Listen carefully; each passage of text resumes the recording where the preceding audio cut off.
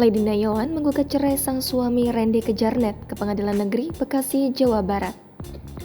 Gugatan cerai tersebut dilayangkan Lady Nayawan melalui e-court oleh kuasa hukumnya pada Senin 10 Juli kemarin.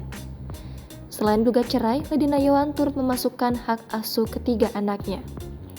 Kemudian dalam gugatan tersebut, Lady Nayawan tidak memasukkan soal harta gonogini terhadap Randy Kejarnet. Begitupun ditegaskan oleh staf dari Pengadilan Negeri Bekasi, Jawa Barat yang membenarkan gugatan cerai dari Lady hanya perceraian dan hak asuh anak.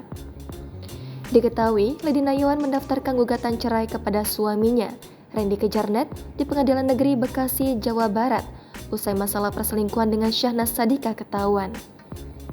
Adapun gugatan cerai tersebut telah terdaftar dengan nomor perkara 314-PDT-G-2023-PN Bekasi. Kemudian sidang perdana perceraian Lady Nayawan dan Randy Kejarnet akan digelar pada Selasa 18 Juli mendatang.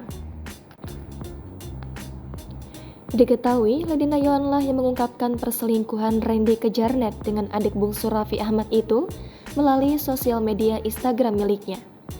Publik pun dibuat kaget dengan dugaan perselingkuhan keduanya. Bahkan Randy Kejarnet kini sudah mengakui ke publik tentang perselingkuhannya. Namun meski sang istri berselingkuh dengan pria lain, suami Syahnas Sadika, Jojo Govinda sudah memaafkan kesalahan istrinya tersebut dan memilih melanjutkan rumah tangga keduanya. Jangan lupa subscribe, share, komen, dan like ya!